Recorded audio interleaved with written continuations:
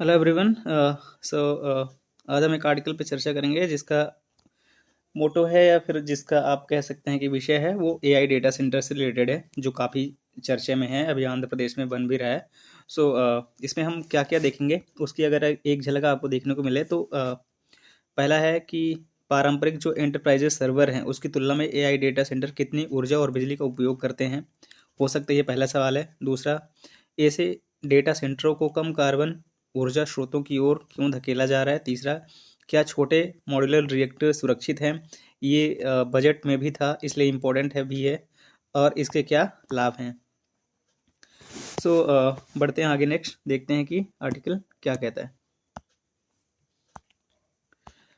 अगर हम आपको सार समझा दें इसका, तो सार अगर आप 2 मिनट में अगर आप इसका जिस्ट या फिर एसेंस समझना चाहें तो भारत में डेटा केंद्रों की मांग सरकार की डिजिटल इंडिया और डेटा स्थानीयकरण नीतियों, बढ़ी हुई डेटा खपत और 5G रोल आउट को देखते हुए डेटा भंडारण की आवश्यकता से प्रेरित हो रही है।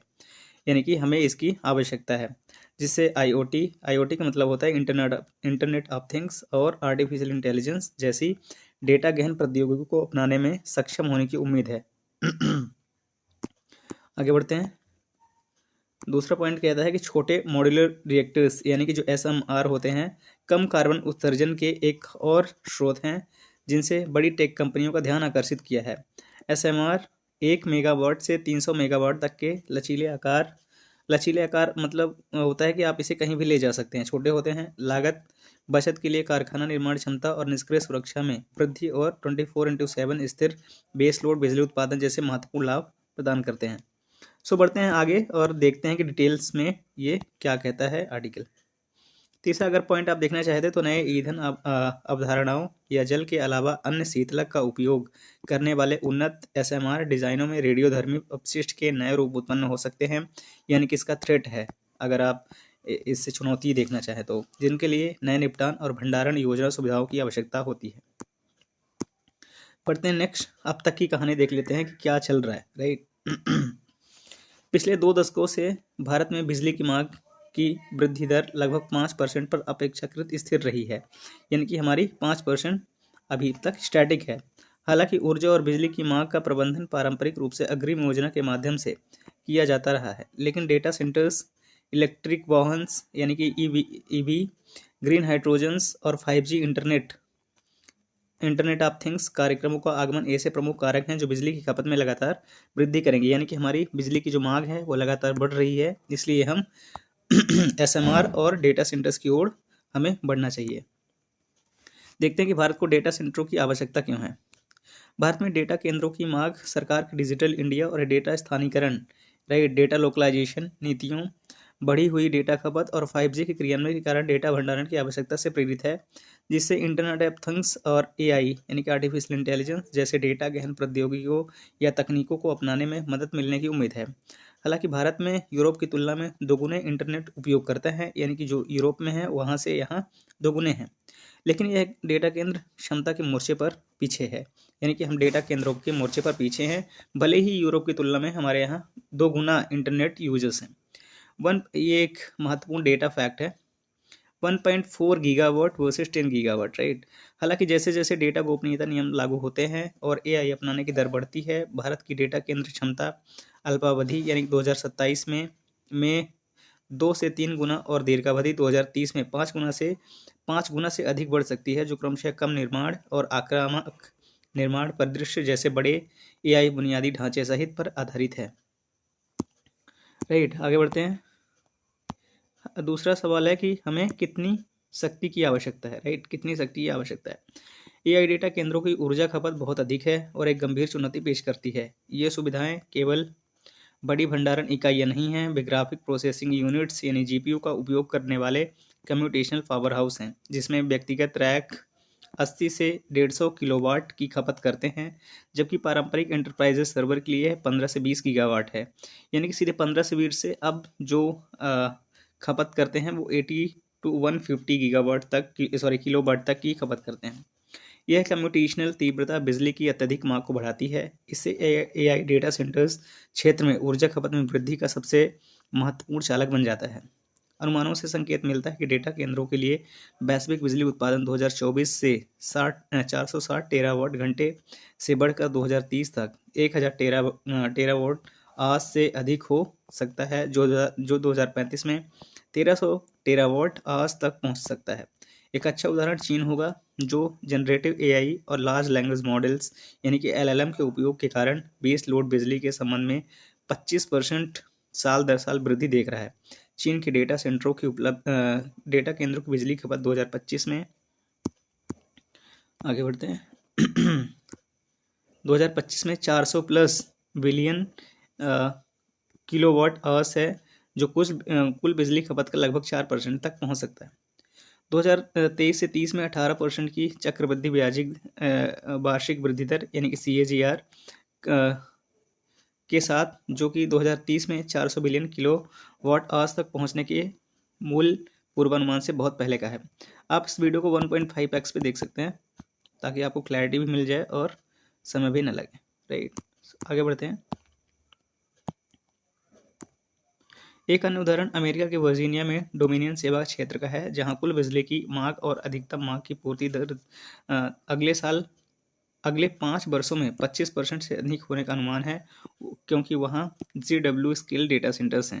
राइट, क्योंकि डेटा सेंटर्स होते हैं तो वो बिजली की खपत ज़्यादा करते हैं।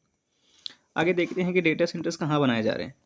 अमेरिका में अगर देखो तो टेक्सास में, विस्कॉन्सिन में, उत्तरी वर्जीनिया में, फिनिक्स में, ओहायो में और पेंसिल्वेनिया में वैश्विक डेटा सेंटर्स हैं, जिनकी क्षमता के 50% से 51% के साथ अग्रणी हैं। यानी कि वहाँ पे टोटल का अगर आप देखें, टोटल डेटा सेंटर्स का आप देखें तो 51% तो केवल US में ही है।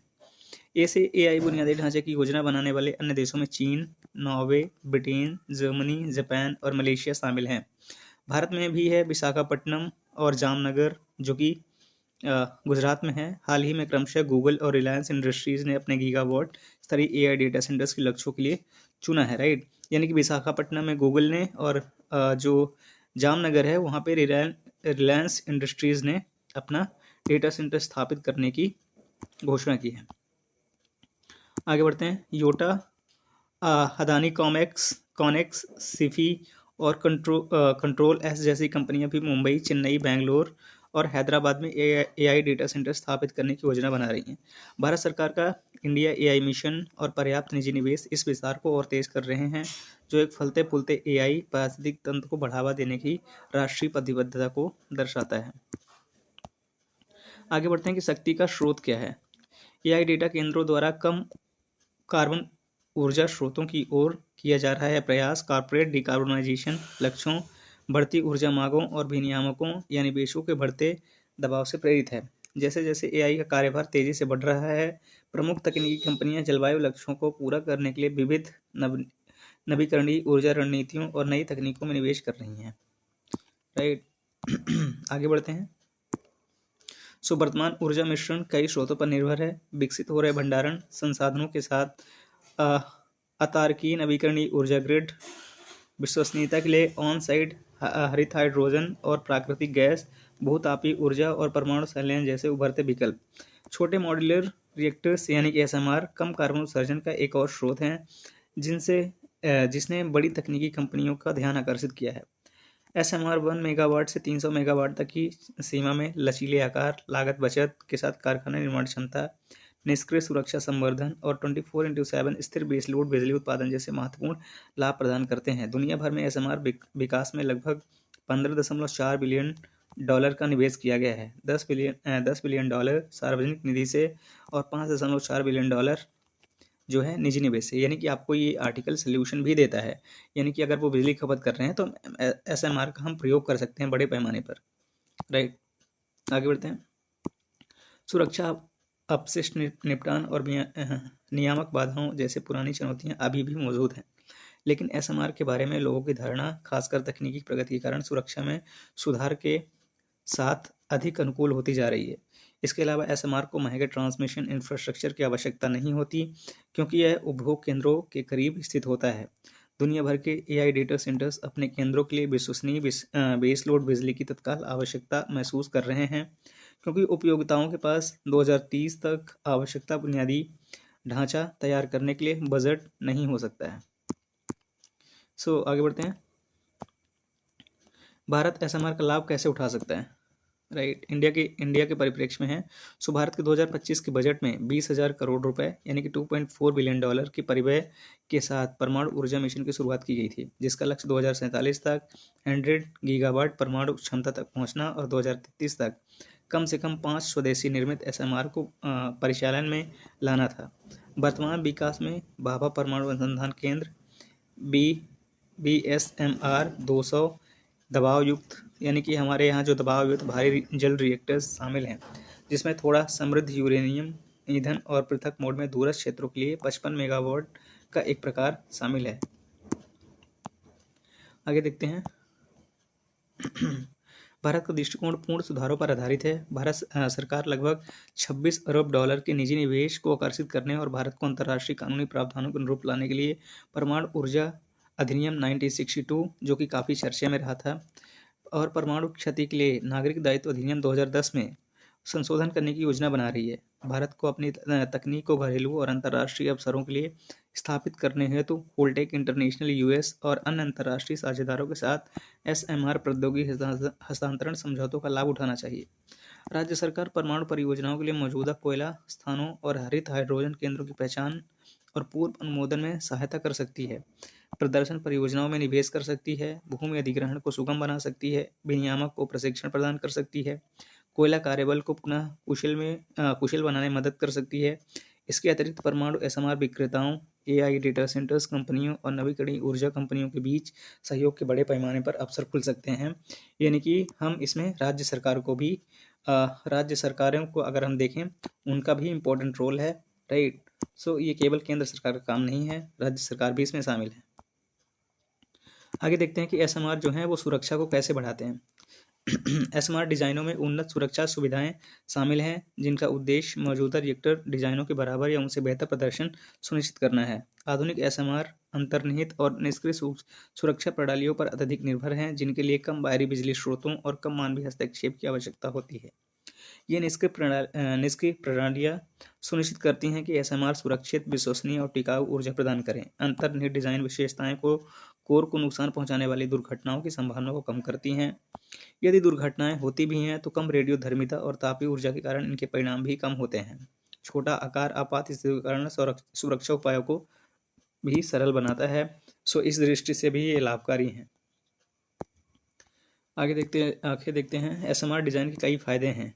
परमाणु सामग्री की कम मात्रा के साथ छोटे रिएक्टर, कोर स्वचालित शटडाउन को सक्षम करने वाले प्राकृतिक संवहन जैसे निष्क्रिय सुरक्षा विशेषताएं, उच्च तापमान पर संरचनात्मक अखंडता बनाए रखने वाले दुर्घटना सहिष्णु ईंधन, शमन के लिए अतिरिक्त समय प्रदान करने के लिए लंबे घटनाक्रम यानी घंटे या दिन प्रदान करते हैं और कम परमाणु सामग्री मात्रा और निष्क्रिय विशेषताओं के संयोजन से छोटे ऑफ साइट आपातकालीन नियोजन क्षेत्र ये बनाते हैं। तो ये हम लाभ देख सकते हैं, यानी कि पॉजिटिव साइड से देख सकते हैं।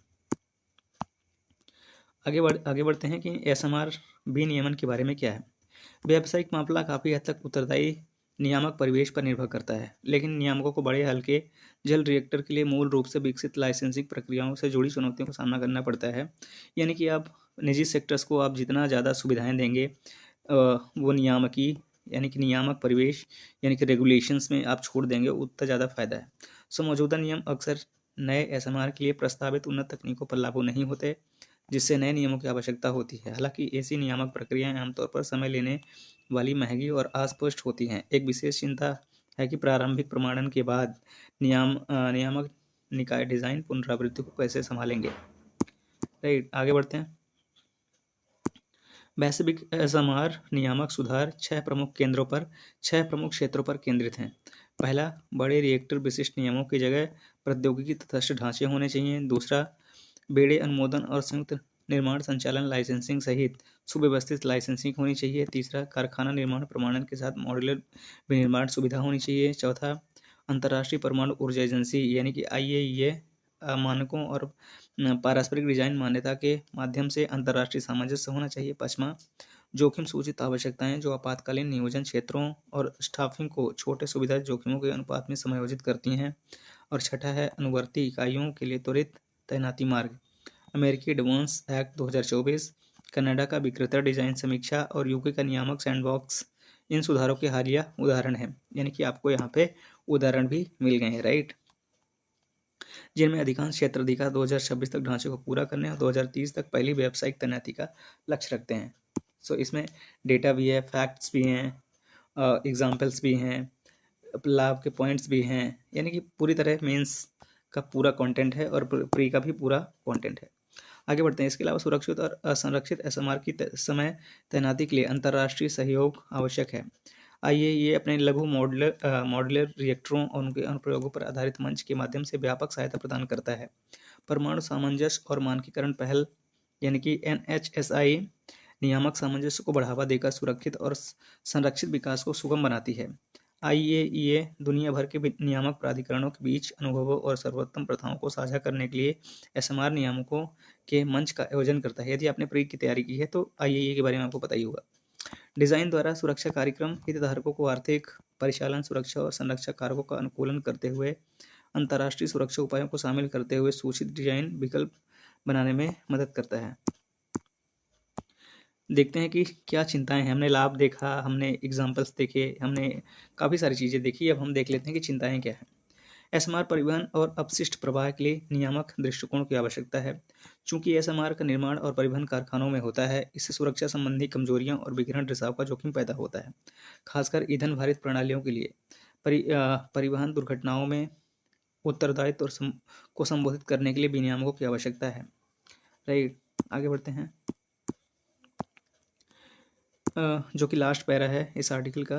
नए ईंधन अवधारणाओं जैसे HALEU यानी कि यह पानी के अलावा अन्य शीतलकों का उपयोग करने वाले उन्नत एसएमआर डिजाइन रेडियोधर्मी अपशिष्ट के नए रूप उत्पन्न कर सकते हैं, जिनके लिए नए निपटान और भंडारण योजनाओं की आवश्यकता होगी। एसएमआर कंपनियां खर्च किए गए परमाणु ईंधन को अंतरिम ऑन-साइट भंडारण सुविधाओं में अनिश्चित काल तक संग्रहित करने की योजनाएं विकसित कर रही हैं, क्योंकि दीर्घकालिक निपटान के लिए एक स्पष्ट राष्ट्रीय मार्ग अभी भी एक चिंता का विषय बना हुआ है।